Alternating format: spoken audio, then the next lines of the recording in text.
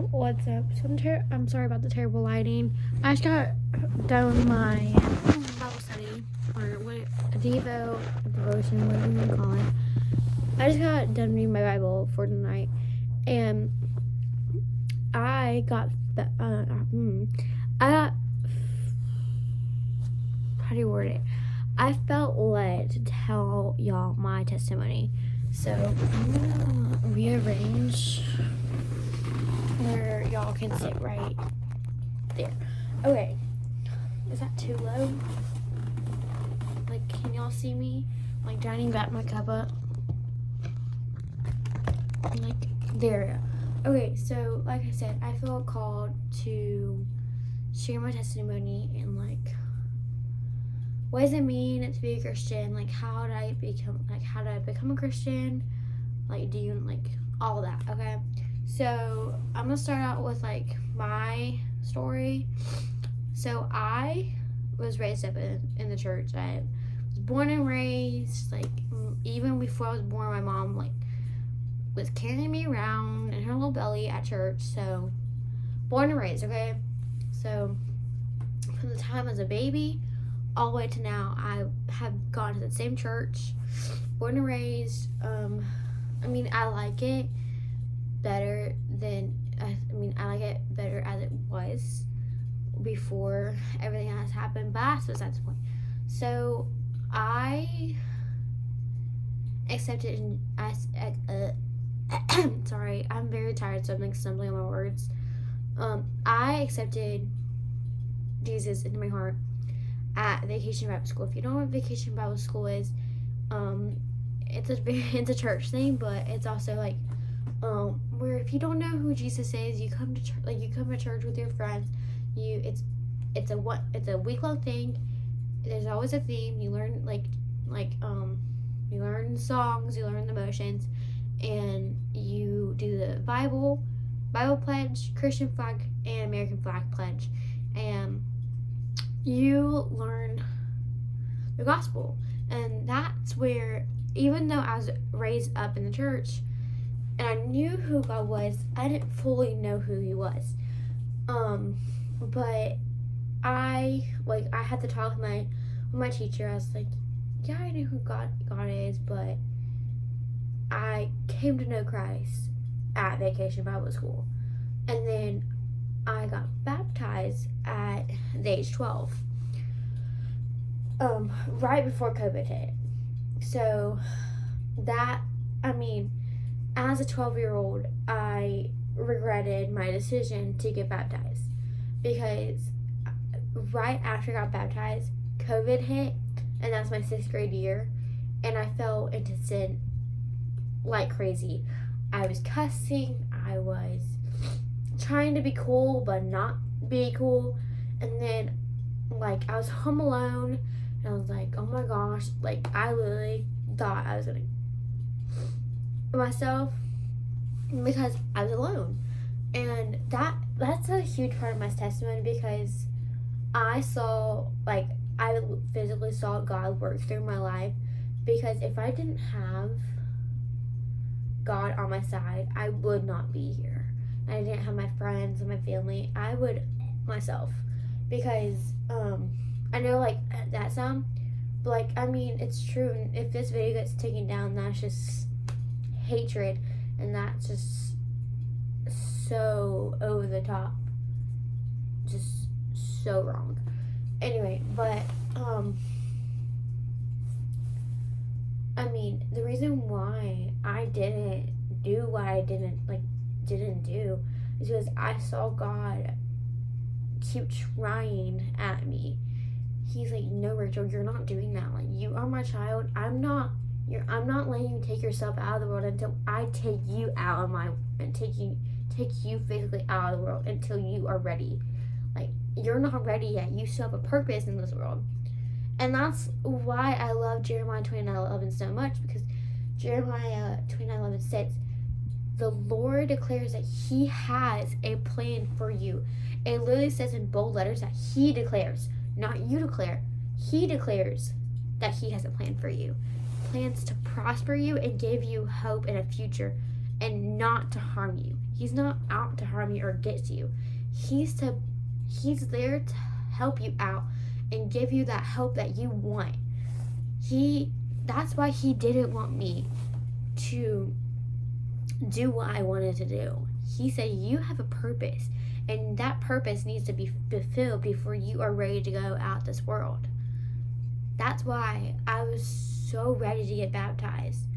But I was also trying to do it because I look cool. But now I look back on it, I was like, I'm glad I got baptized because I've seen the Lord work in my life so many different ways.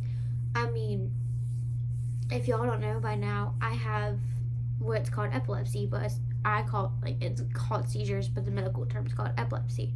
And I've had it since I was 1 year old, or 18 months. And every time I can die from a seizure, but God loves me so much and loves you so much that he doesn't let me die. Because sometimes, like the last seizure I had, the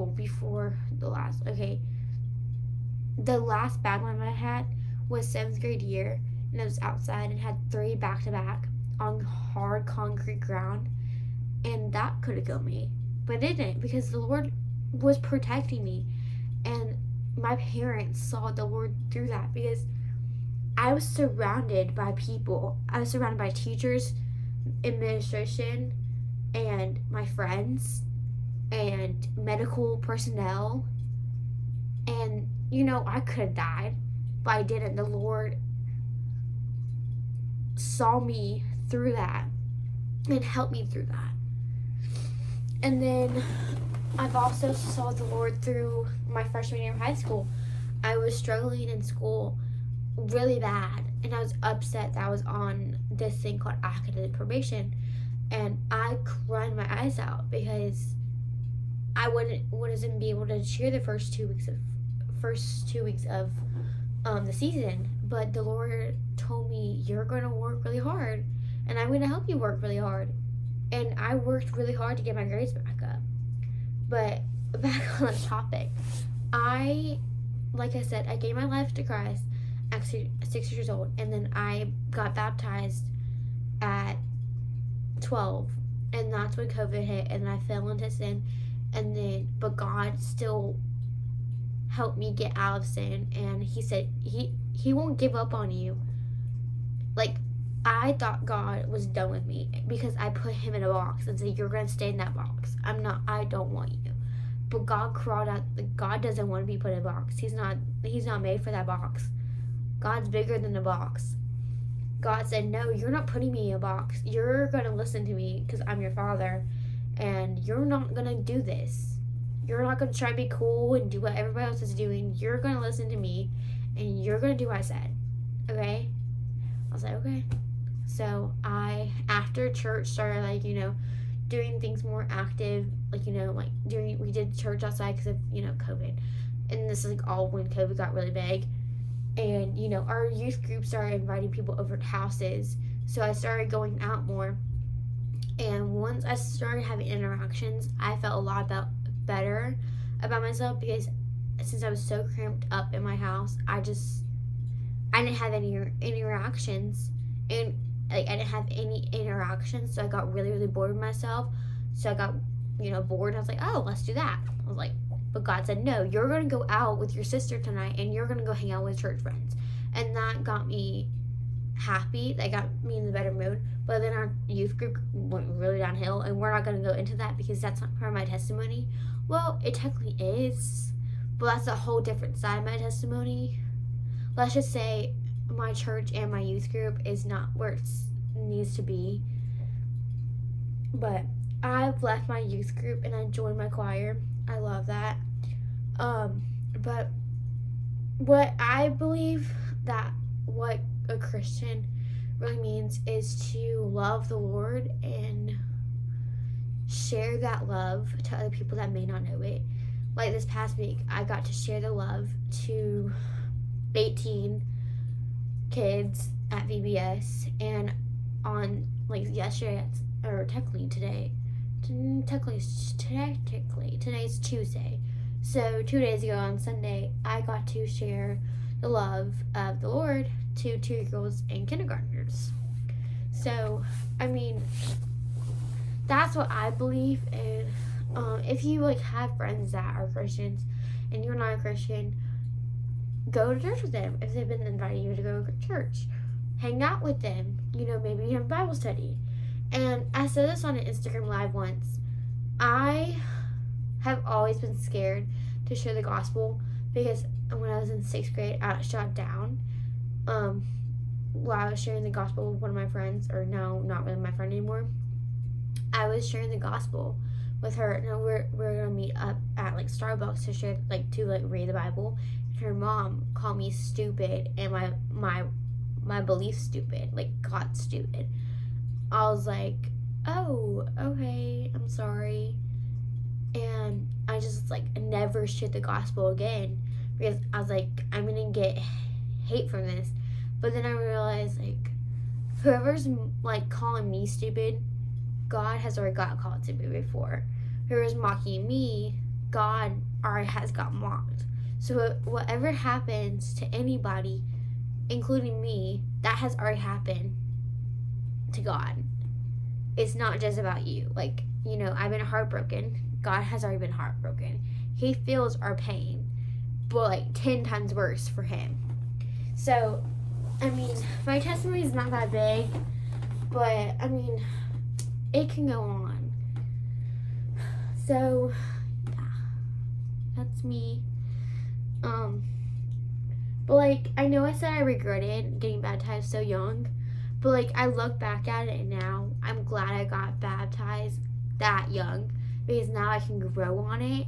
And even at beach camp, I went to beach camp my 7th grade year, I think. And I was like, hi, I'm Rachel. I'm Ashton's sister if you don't know me. I was like, I'm glad I got baptized young because it helped me grow in my faith.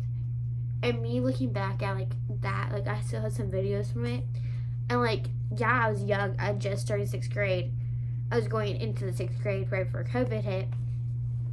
Or it was I got baptized in January. It was right after my birthday. I got baptized January 12th of 2020. And COVID didn't hit until March of 2020. March 13th. I remember the date to the exact date because I remember it. I have a TikTok from it. And I remember it. I was in extra help 6th grade year. And they said, we'll come back in a week. We're just gonna shut down the school. I left that day. We didn't come back. Anyway, but I look back on getting baptized that young, and I'm glad I did because I've seen God work in my life so many different ways. And I'm glad at where I am now in my position. I have 2 jobs. Both are Christian based.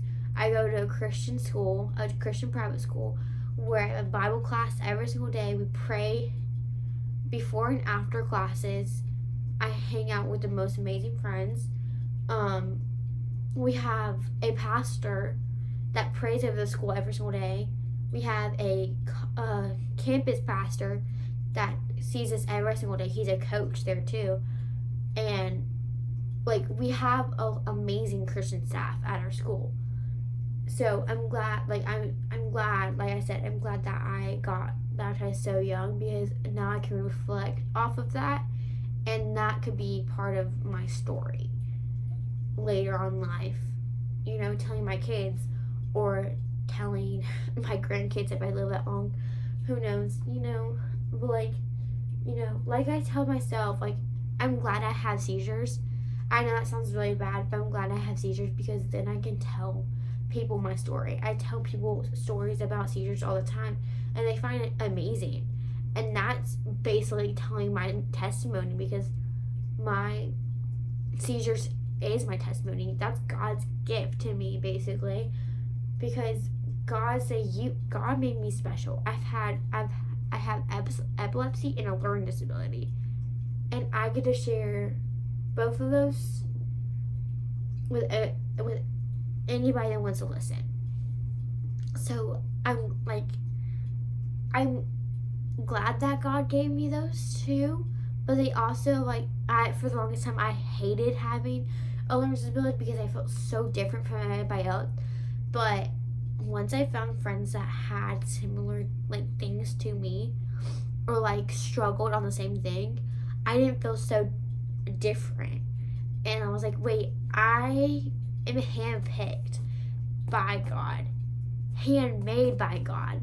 I am his masterpiece. Why am I doubting him? He made me with seizures and epilepsy. Why? Because he wants me to tell other people like me why it's so special to have that, and why you can get through it, and how you can get through it.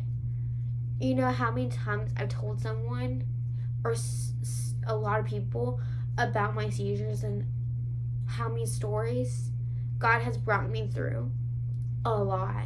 You know how many times they've ended up in tears? Every single time. And the craziest thing is they don't even have to witness a seizure. Just hearing a story is crazy enough. But like when they do witness a seizure, they go like crazy because I've told them so many stories. And when that seizure actually happens, it's like, oh my gosh, you're sneezing. What do I do? Oh my gosh. Like, of course, there's a medical personnel, but like they just freak out because they don't know how to interact with me. Even when I just were talking to them, and I just like snap. The funny thing is, like I had. Okay, I know this is not part of my testimony. I'm going off track here, but I promise I will end the video right after this. The funny thing is, I had a seizure with my ex-boyfriend. Yes, if you know, you know. I have a video with him on here somewhere. I'm not trying to find it and trying to delete it. It's fine. It can stay on here. It's okay. I really don't care. I mean, it can stay. I mean, it's probably far down. Okay. Anyway, so I had a seizure with my ex-boyfriend. This is why we're studying. This is what I'm telling you. This is why we're studying. This is like a year ago. So it was at my house. We were hanging out downstairs in my bonus room. It's literally, so it's a closed-in garage. That's why it's called a bonus room, because it's a closed-in garage. Right now it's using for storage. So we're just hanging out in there. And apparently the pizza came, or no.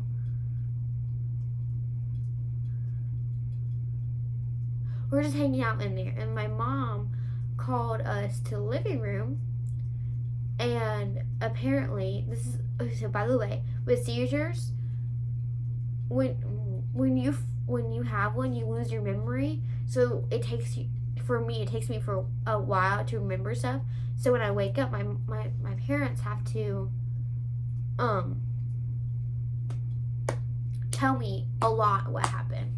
Okay, so apparently my mom said, like, my mom told me that